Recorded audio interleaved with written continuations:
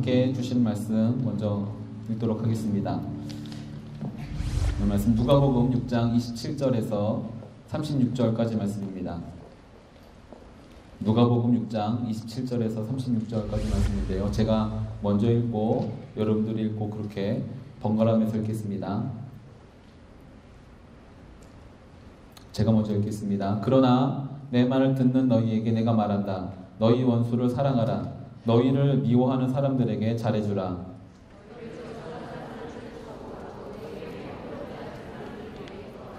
누가 내 뺨을 때리거든 다른 뺨도 돌려대라. 누가 내 겉옷을 빼앗아 가고 속옷까지 가져간다 해도 거절하지 말라.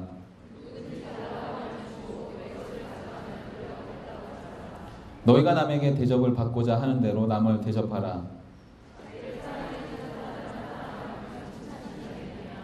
죄인들도 자기를 사랑해주는 사람들을 사랑한다. 잘해주는 사람들에게만 잘해준다면 무슨 칭찬이 있겠느냐. 죄인들도 그만큼은 한다. 죄인들도 고스란히 돌려받을 생각으로 다른 죄인들에게 빌려준다. 그러나 너희는 원수를 사랑하고 잘해주며 돌려받을 생각 말고 빌려주라. 그러면 너희 상이 클 것이고 너희가 지극히 높으신 분의 아들이 될 것이다. 하나님께서는 은혜를 모르는 사람들과 악한 사람들에게도 인자하시기 때문이다. 너희 아버지께서 자비로우신 것처럼 너희도 자비로운 사람이 되라. 아멘. 황금률이라는 단어가 있습니다. 그 뜻이 정확히 무언가를 모른다 할지라도요, 어렴풋이 우리는 그것이 어떤 의미를 갖고 있는가를 대부분 알고 있을 거라고 보여집니다. 보통 이 황금률이 시작이 어떤 건 간에 세상에서 사용되어질 때는 보통 부정적인 형태로 사용되어집니다. 실제로 황금률이 성경에서 비롯된 것이긴 하지만, 그러나 랍비나 아니면 또 다른 유대 문화에서도 이런 황금률의 말들이 나타나긴 하는데요. 대부분 부정적인 형태입니다. 이렇게 되는 것이죠. 사람들이 너에게 하기를 바라지 않는 일을 그들에게 하지 말라라는 것입니다. 그러니까 뭔가 하라는 것이 아니라 너가 원하지 않는 일을 다른 누구에게 강요하거나 바라지 말라, 하지 말라라는 형태로 나타나기도 합니다. 이는 지극히 소극적인 형태의 어떤 모습으로 보여집니다. 근데 성경에서는 이런 소극적이거나 아니면 수동적인 입장이 아니라 조금 더 적극적이고 능동적인 형태로서의 황금률이 나타나고 있습니다. 그래서 이제 마태복음과 누가복음 두 부분에 걸쳐서 말이 이렇게 나오는데요. 남에게 대접받고자 하는 그대로 너도 그에게 해주라는 것입니다. 무언가 대접받고자 상대편의 그 모습에서 내가 원하는 것을 요구하는 것이 아니라 그 사람의 입장에서 내가 해줘야 된다는 것을 말씀하고 있죠. 하는 것과 하지 않는 것, 물론 어떤 부정적인 것과 긍정적인 차이가 있다 할지라도요, 그 안에 숨겨져 있는 황금률을 향한 이 어떤 말들을 향한 우리들의 잘못된 이해가 있는 것으로 발견되어집니다. 이 발견되어지는 것은요, 약간은 일방적이기도 하고요, 그리고 또한 비인격적인 기대라는 요소라는 것이죠.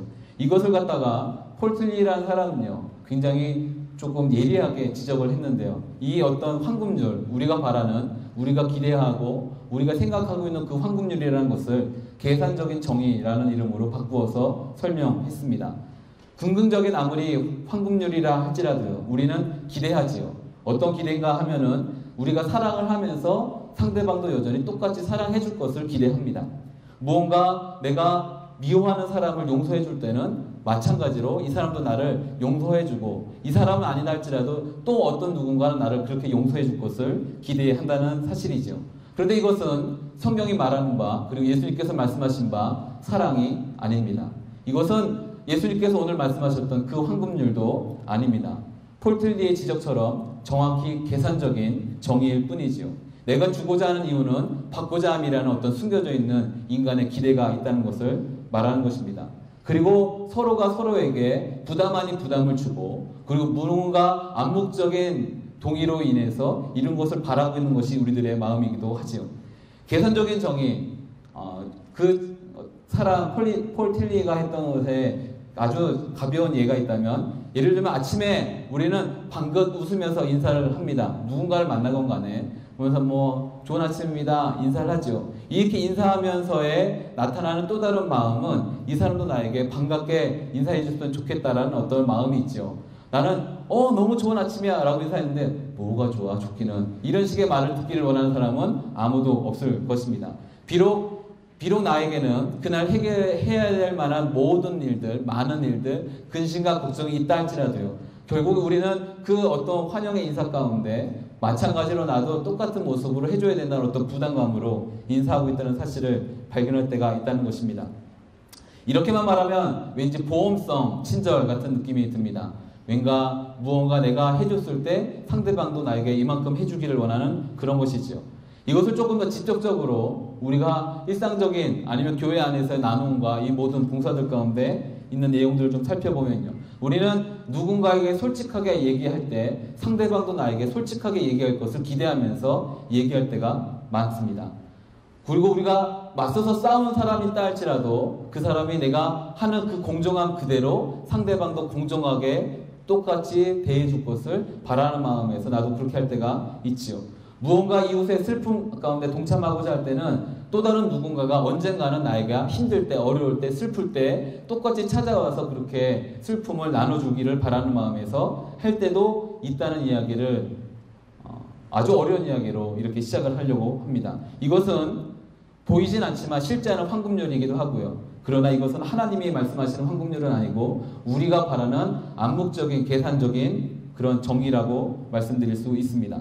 재미난 사실은요, 이 어떤 암묵적인 동의가 깨진다 할지라도 우리는 그 대상에 대해서 용서를 기꺼이 베풀고자 합니다. 왜냐하면 나도 언젠가는 이런 어떤 이야기들이 깨질 수 있다는 것을 알고 있기 때문에 그렇게 기꺼이 뭔가 용서하려는 뭔가 제스처가 있다는 것이지요. 실제로 그래도 황금률이라는 이름으로 서로가 서로를 판단하거나 아니면 뭔가 비판하는 것이 억제되고 있습니다. 원래의 뜻이 아니라 내가 그런 것을 받기 싫기 때문에 이런 일들을 한다고 말씀하고 있다는 것이죠. 아니, 그렇게 생각하고 있다는 것입니다. 또한 그러다 보니 심각한 문제라든가 이 모든 것들을 조금 회피하는 경향도 없지 않습니다. 상대방의 문화를 이해하고자 할 때 상대방도 똑같이 나의 문화를 이해해 주길 원하는 마음에서 이런 어떤 행동들을 할 때가 있다는 것이지요. 그러나 결론은 이것은 예수님의 말씀이 아닙니다. 누군가가 나에게 그렇게 해주기를 바라면서 한다는 것은 예수님의 말씀이 아니라는 것이죠. 이것은 100% 우리가 원하는 것입니다. 내가 생각하는 것, 그리고 내가 바라는 것. 예수님께서는 오히려 이해하지 못할 말씀들을 하십니다. 그리고 때로는 이해하고 싶지 않은 말씀들을 하시지요. 우리는 이 말씀을 들으면서 때로는 이해하고 싶지 않거나 아니면 듣고 싶지 않거나 눈을 감아버리거나 아니면 귀를 닫아버리거나 이런 일들을 하고 있다는 사실입니다. 지난주에 이어서 예수께서는 평지로 내려오셔서 제자들과 함께 몰려든 모든 사람들과 함께 말씀을 나누고 계십니다. 이때 제자들에게 지난주에 절대적인 어떤 필요, 빈곤과 가난에 대해서 말씀하신 이후에 두 번째로 이렇게 곧이어서 말씀을 하십니다. 27절, 28절 말씀인데요. 우리 함께 읽도록 하겠습니다. 27절, 28절입니다. 함께 읽겠습니다. 시작. 그러나 내 말을 듣는 너희에게 내가 말한다. 너희 원수를 사랑하라. 너희를 미워하는 사람들에게 잘해주라. 너희를 저주하는 사람들을 축복하고 너희에게 함부로 대하는 사람들을 위해 기도하라. 곧이어서 이래 예수께서는 예수님의 말씀을 듣고 있는 이들에게 이렇게 말씀하십니다. 원수를 사랑하라. 할렐루야. 혹시 적을 수 있는 분들은, 그리고 밑줄을 걸 수 있는 분들은 거기다가 밑줄을 그으시고 스스로에게도 이렇게 다짐을 하셨으면 좋겠습니다. 원수를 사랑하자. 할렐루야. 원수가 누구인지 이거에 대해서는 지금 당장은 뭐 막 할 필요는 없습니다. 일단은 원수를 사랑하자. 일단 시작부터 어렵습니다. 근데 그 다음에 나오는 말은 더 어렵습니다. 미워하는 사람에게 잘해주자. 할렐루야. 원수를 사랑하는 것이 무엇인가에 대한 약간은 큰 개념으로서 세 가지가 나옵니다. 그것이 27절 후반과 28절에 나오는데요. 미워하는 사람에게 잘해주고, 그리고 저주하는 사람을 축복하고, 그리고 함부로 대하는, 나를 함부로 대하는 사람을 위해 오히려 기도하라 라고 말씀하는 것이지요. 여기서 말한 이 원수는요, 진짜 원수를 포함한 개념입니다. 진짜 적대하고 있는, 뭔가 나를 어렵게 하고 정말로 이 사람 어렵게, 그런 사람들 있잖아요. 그런 사람들을 포함한 것뿐만 아니라 확장되어서 여기서 말하는 원수는요, 뭔가 어떤 사람의 인격이라든가 그 사람의 재산이라든가 그 사람의 지위라든가 그 사람이 살아온 모든 삶의 배경이라든가 그런 것과 상관없이 그 사람을 사랑하라고 말하는 것입니다. 그 사람에게 먼저 참된 관심을 보이고 배려하고 그 어떤 내용들을 말씀하고 있다는 사실이죠. 원수를 사랑한다는 것, 크게 먼저 세 가지가 나왔습니다. 이렇게 스스로에게도 말해주겠습니다. 나를 미워하는 사람을 내게 잘해주자. 시작. 어렵지요. 두 번째, 나를 저주하는 자들을 축복하자. 세 번째, 나를 모욕하는 자들을 위해 기도하자. 사실 이 세 가지는 뒤에 나오는 신뢰들과 이걸 안 하는 사람들에 대한 이야기들을 하면서 마무리되게 됩니다. 사실 오늘 설교는 여러분이 못 들은 설교가 아니라 하지 않는 설교입니다. 오늘 말씀은 우리가 모르는 메시지가 아니라 우리가 하고 싶지 않은 메시지입니다. 원수를 용서하는 것 정도에서 끝나는 것이 아니라 그 사람을 사랑한다는 것.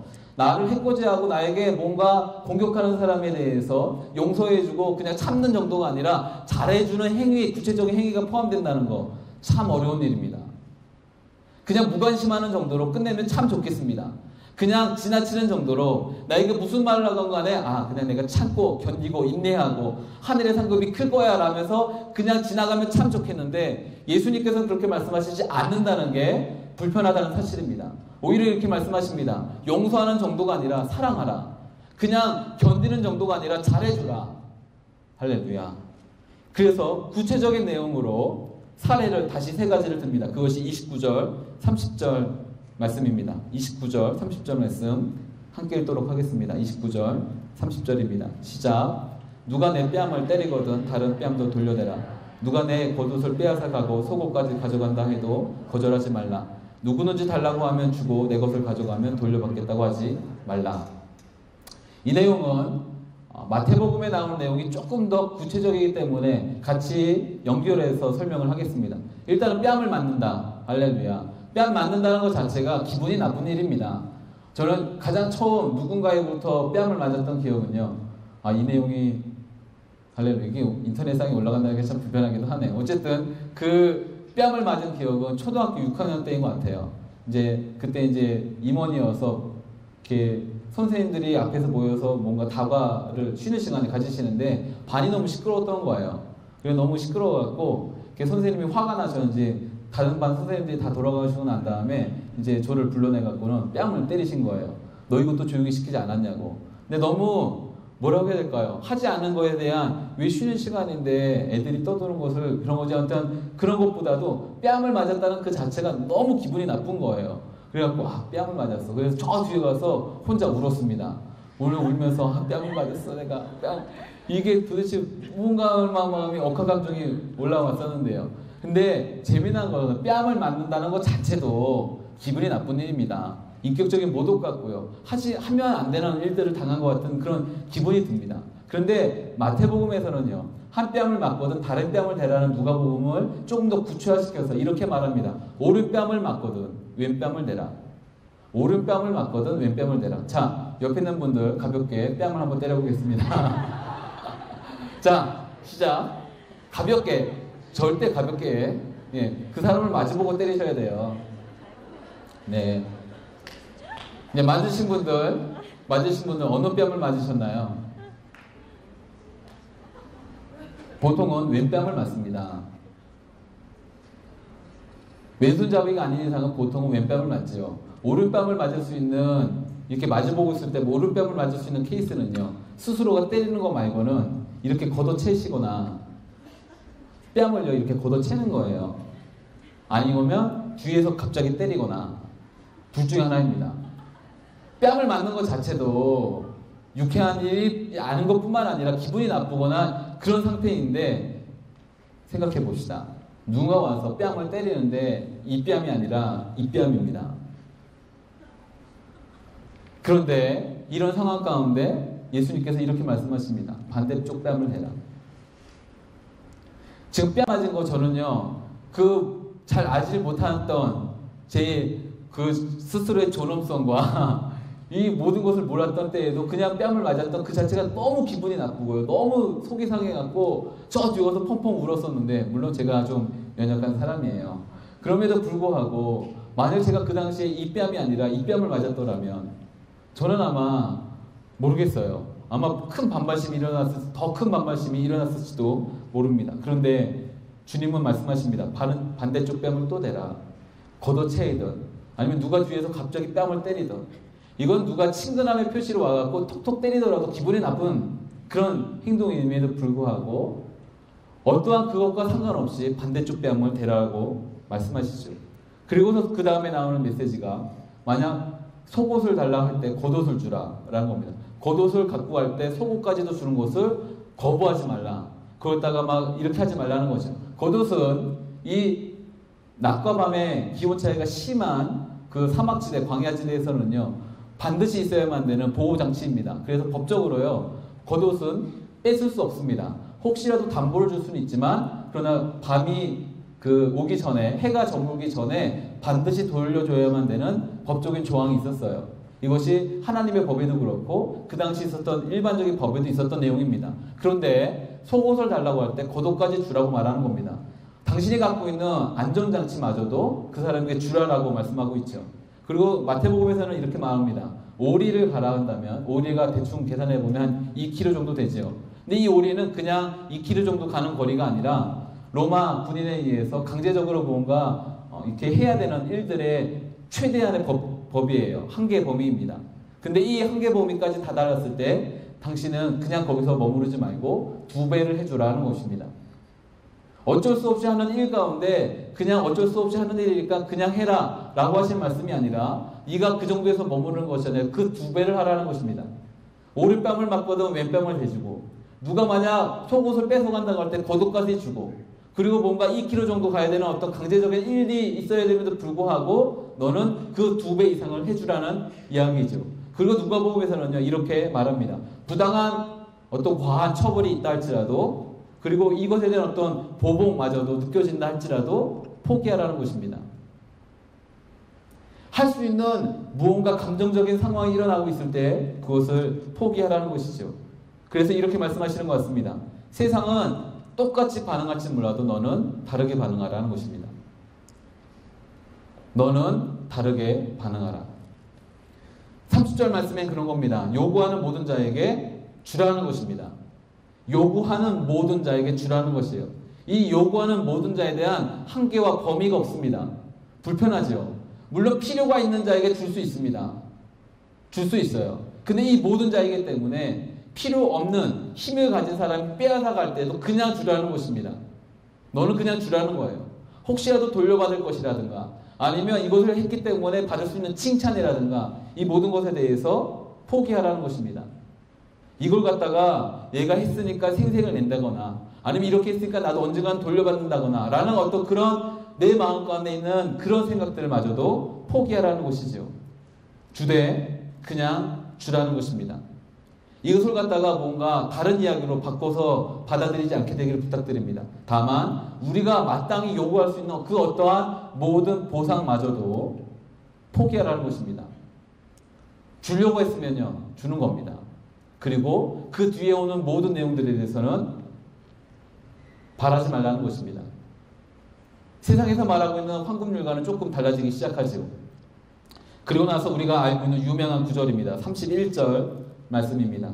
함께 읽겠습니다. 31절입니다. 시작. 너희가 남에게 대접을 받고자 하는 대로 남을 대접하라. 할렐루야. 대신 해줬다고 해서 받을 것을 기대하지 말라는 것입니다. 만약 무언가 해줬다고 이것에 대해서 내가 당연히 누군가로 받을 수 있겠다는 그 생각, 바램 아니면 모든 그런 인간적인 것들을 요구들을 내려놓으라는 것이죠. 예수님께서는 이렇게 말씀하십니다. 먼저 베푸는 삶을 살아라. 지금 예수님이 이 제자들의 상태를 모르시지 않습니다. 예수님께서 현재 이 메시지를 듣고 있는 초대교회 성도들의 그 상황을 모르시지 않습니다. 가난하고 핍박받고 있고 그리고 굶주리고 있는 이 상황을 모르시지 않는다는 얘기입니다. 그럼에도 불구하고 예수님은 이렇게 말씀하십니다. 제한 없이 주라는 것입니다. 이 제한은 내가 줄 수 있는 것에 대한 제한뿐만 아니라 그 주는 대상에 대한 대상에 대한 제한까지도 포함됩니다. 누구이건 간에 모든 자에게 주라는 것입니다. 만약 그렇지 않다면 세상과 무슨 구별됨이 있겠느냐라고 말씀하십니다. 세상도 다 그 정도는 한다. 그에 대한 내용이 32절부터 34절까지 말씀입니다.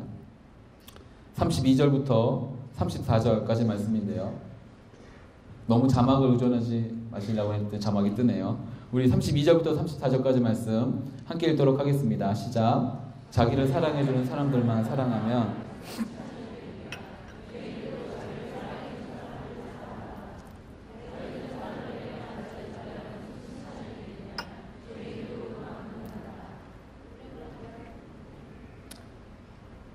네, 33절, 34절까지 같이 했죠. 사랑하는 사람들만 사랑하는 것은요, 당연한 겁니다. 이렇게 스스로 여기시면 됩니다. 사랑하는 사람을 사랑하는 것은 당연한 겁니다. 사랑하는 사람에게 잘해주는 것은 당연한 겁니다. 이 당연한 일을 했다고 생색내지 맙시다. 할렐루야. 예전에 저는 이것을 잘 몰랐다가 아내하고 첫 번째 만남과 데이트와 이 모든 것을 통하면서 뭔가 깊은 깨달음이 있는 시간을 가졌는데요. 이렇게 저희 생활이 목회자들, 특별히 저희 교회 목회자들의 생활이 이렇게 좀 약간 빠듯하잖아요. 할렐루야. 아침에 나와갖고 저녁에 들어가는 하다 보니까 때로는 이렇게 뭔가 아내에게 연락해주고 뭐 해야 되는 것이 너무 이렇게 뭐라고 해야 될까요? 마땅히 원하는 타이밍에 가지 않을 때가 있었어요. 그러다 보니 이런저런 일들 가운데 제 마음 가운데 있었던 생각 중에 하나가 이 정도면 잘하고 있다. 이 정도면 굉장히 잘하고 있다는 거였어요. 근데 아내한테 뭐 이런저런 얘기를 하다가 이제 좀 처음에 만났을 때 좀 싸우는 일이 있었거든요. 이런 다툼이 있다가 내가 그래도 이렇게 하고 있지 않냐고 말하니까 아내가 저에게 딱 한마디로 그 모든 생각을 딱 깨트려 주더라고요. 당연한 거지. 이런 거였어요. 당연한 거지. 그걸 왜 뭘 그거 갖다가 칭찬받으려고 하냐고. 당연한 거지. 그 얘기를 듣는 순간에 당연한 거구나. 당연한 거였어요. 당연한 거였습니다. 사랑하는 사람에게 사랑하는 걸 베푸는 건요, 사랑을 하는 건요, 당연한 겁니다.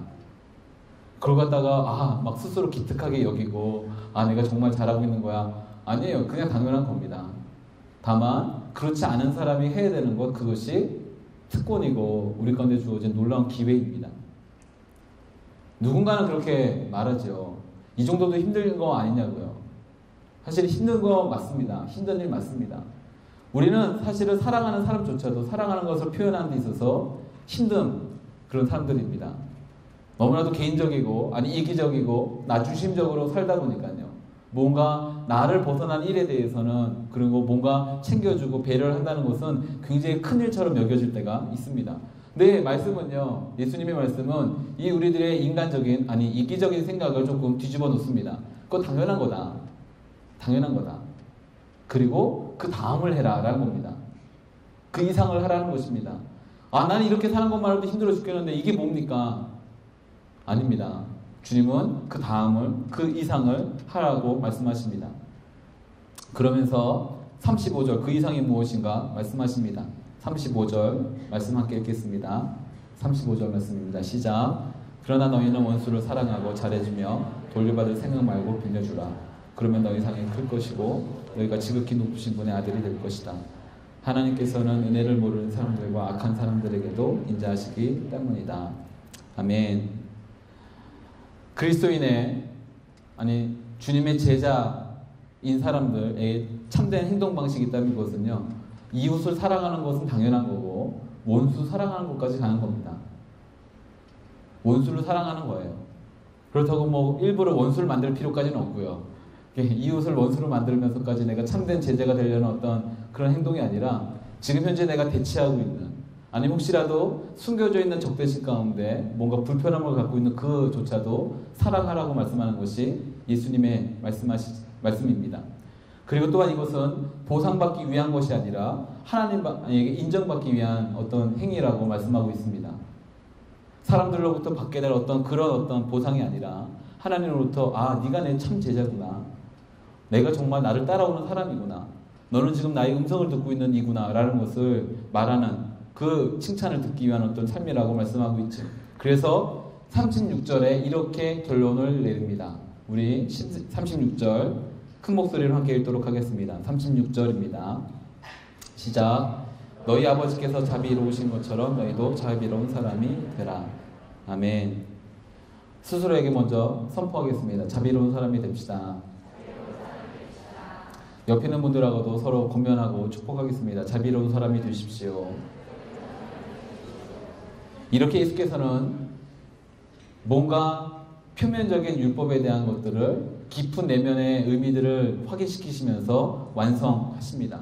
지금까지 율법이 부족했다는 의미가 아니라 우리가 이해하기 싫었던 부분들에 대해서 이해를 시키시면서 참된 제자와 참된 따라감의 의미가 무엇인지를 알려주신다는 것이지요.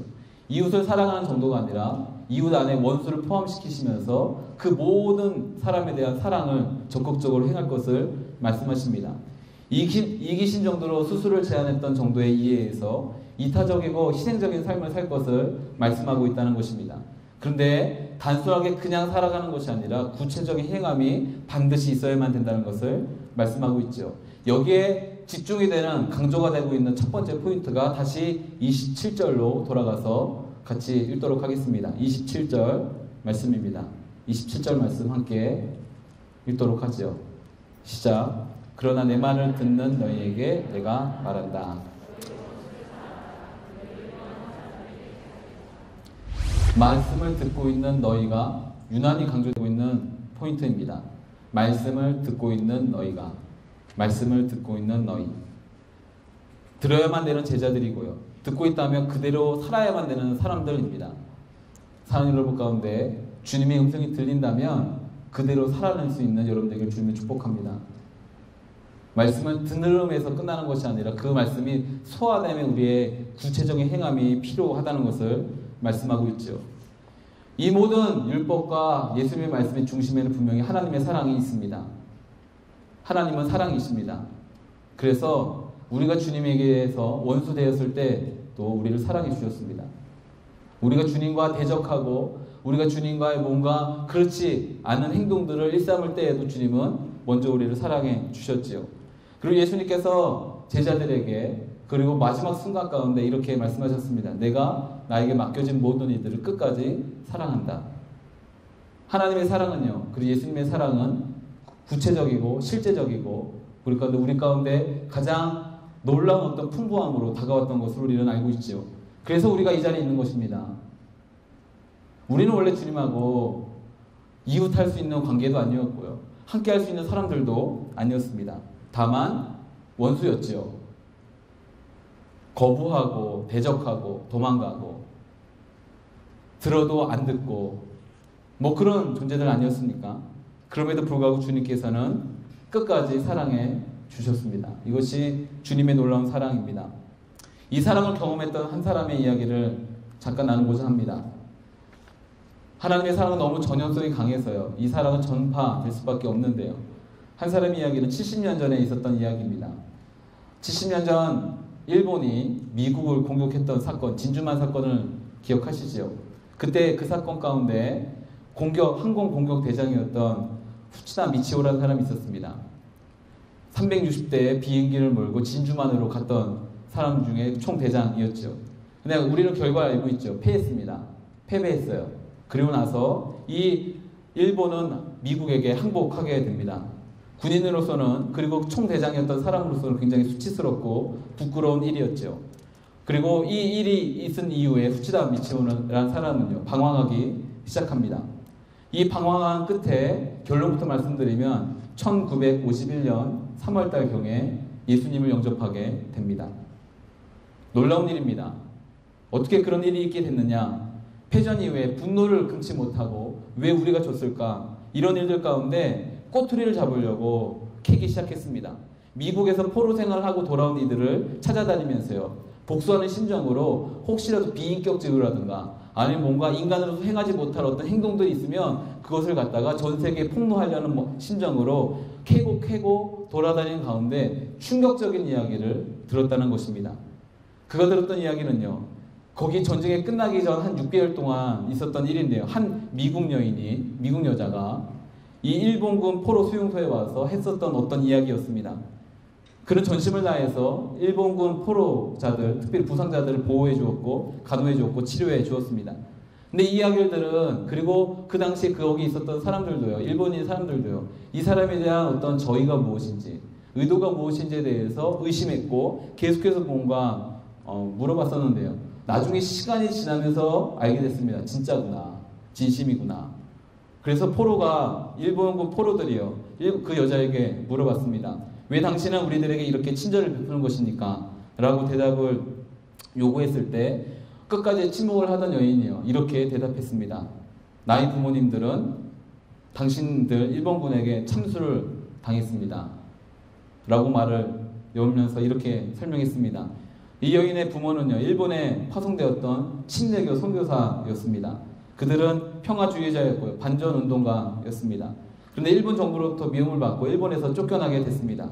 근데 미국으로 가지 않고요, 마닐라로 갔습니다. 그리고 거기서 계속해서 무언가 선교 활동을 했었는데, 그런데 마닐라가 하필이면 일본군의 점령을 당하게 됐지요.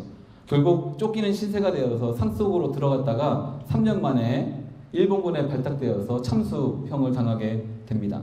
부모의 사망 소식을 듣게 된 딸이요, 들끓는 분노와 이 주체할 수 없는 어떤 그 감정 때문에 뭔가 자신도 똑같은 어떤 이 후치다 마치오라는 사람과 똑같은 어떤 일들을 하려고 했었는데, 그때 전해 들은 이야기가 이런 거였습니다. 증인들에 따르면 두 선교사님은 참수되는 그 순간까지도 두 손을 맞잡고 일본을 위해서, 그리고 이 사람들을 위해서 기도했다는 것이었다는 사실입니다.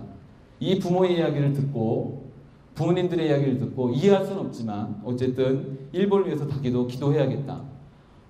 그리고 일본에 가지 않으면 나도 도대체 알 수 없겠다는 마음으로 시작을 했다는 것입니다. 근데 이미 대세가 넘어갔기 때문에 일본을 가지 못했고, 이 일본 포로로 잡혀있던 사람들을 이렇게 치료하고 하는 일들을 했다는 것이죠. 이 이야기를 들은 후치다 마치오는요, 충격에 휩싸입니다. 어떻게 이런 일이 있을 수 있을까? 자신의 부모를 죽인 일본군을 용서하고 그들을 위해 실제적으로 뭔가 치료와 이런 회복을 했던 이 여인의 이야기를 들으면서 정말 사실일까? 정말 사실일까? 정말 사실일까?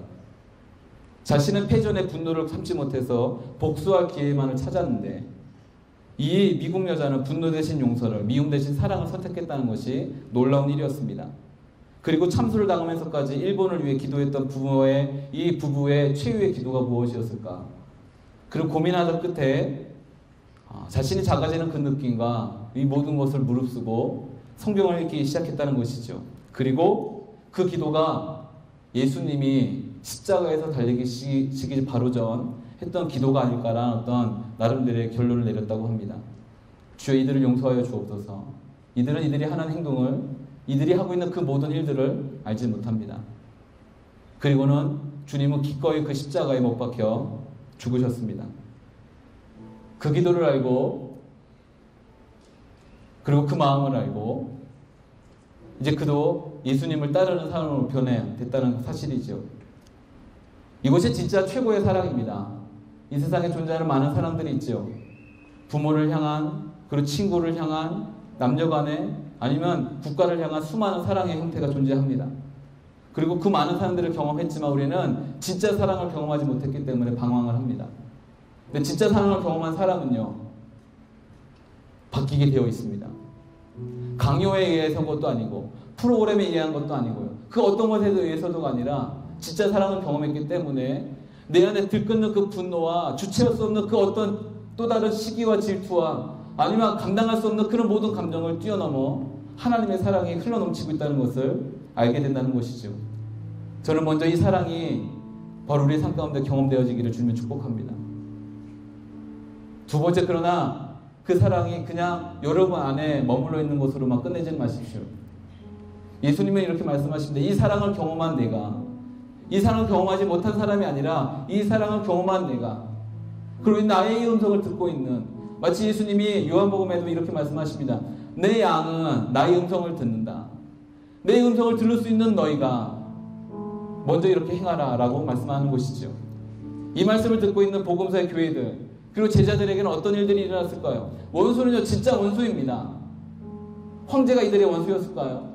아닙니다. 저는 그렇게 보지 않습니다. 물론 원수일 수도 있어요. 근데 보이지 않는 그가 그들의 실제적인 원수가 아닐 겁니다. 감정의 투여의 대상이 아니라는 것입니다. 예수님이 십자가로 가실 때 일어났던 사건을 보십시오. 로마 군인들이에요. 어떻게 했습니까? 침뱉고 때리고 뭐하고 그렇게까지 할 필요가 없음에도 불구하고 인격적인 모독과 이 모든 것을 행했던 것이 바로 그 사람들이었습니다.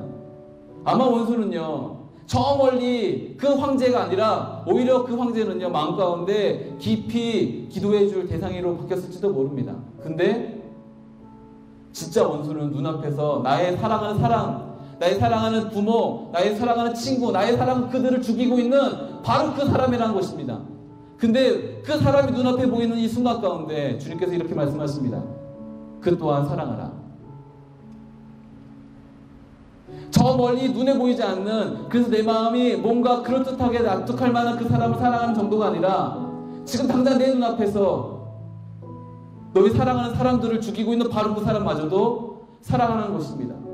그 사람이 너에게 무언가 요구를 할 때 해주라는 것입니다.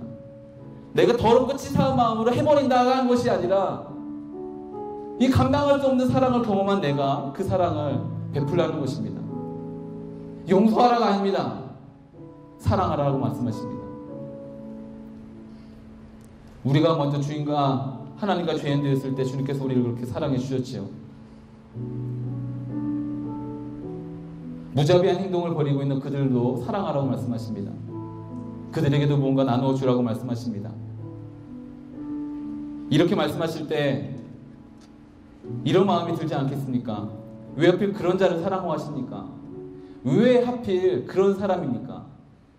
다른 사람도 아니라 왜 하필 그 사람입니까? 근데 주님께서 말씀하십니다. 바로 그 사람을 사랑하라. 혹시 지금 머릿속 가운데 떠오르는 사람 있습니까?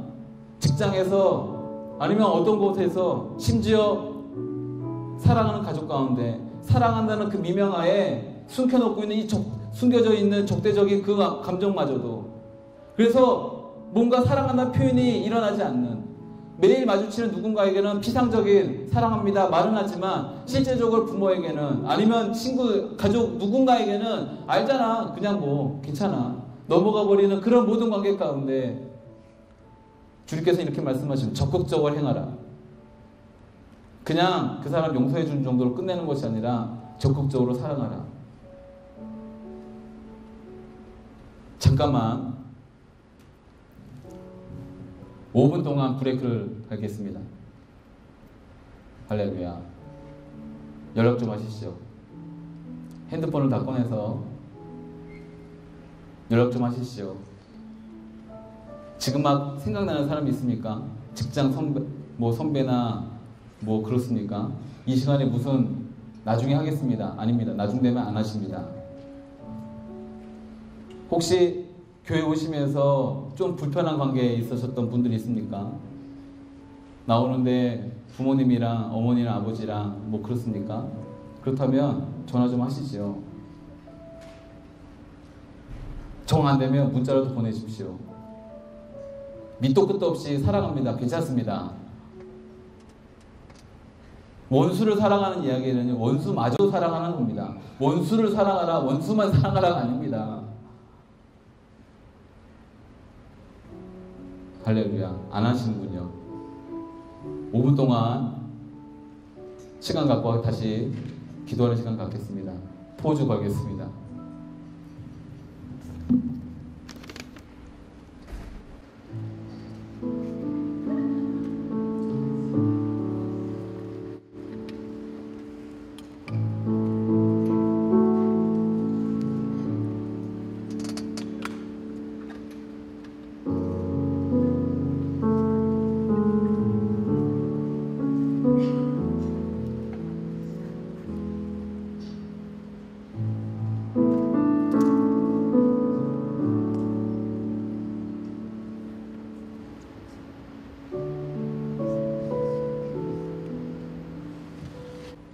근데 원수에게만 사랑한다는 표현 좀 마시고요. 축복해야 될 사람에게도 축복하셨으면 좋겠습니다. 할렐루야. 누군가는 그 사랑한다는 말, 누군가는 그 축복한다는 말을 한 번도 듣지 못한 채 살아가고 있죠.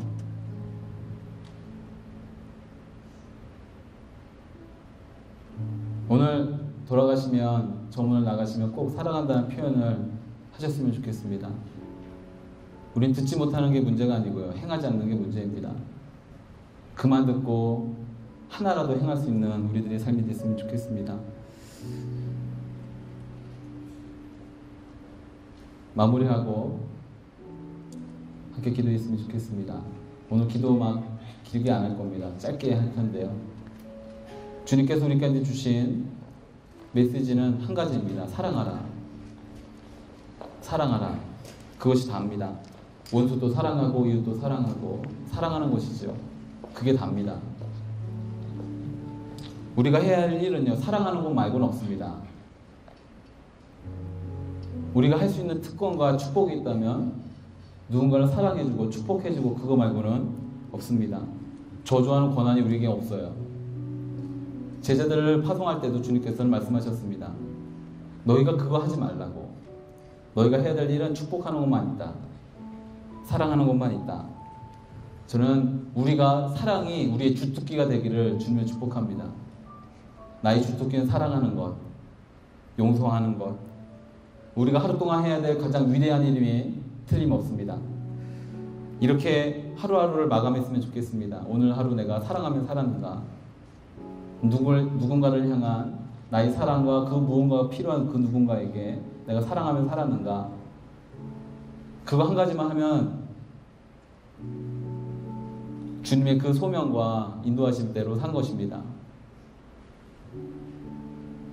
가슴에 손을 얹고 짧게 같이 기도하겠습니다. 하나님, 하나님의 사랑으로 우리를 살게 하여 주옵소서. 그 사랑 먼저 경험하게 하여 주옵소서.